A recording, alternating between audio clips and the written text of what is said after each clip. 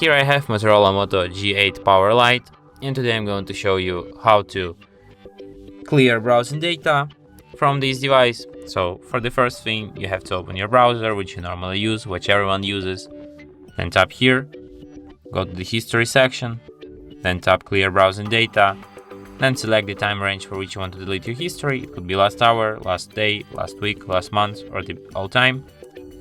Then you have to select data formats which you want to delete. It could be browsing history, cookies and site data, cached images and files, and then just tap clear data. And after that, history will be cleared. And that's it. Thanks for watching.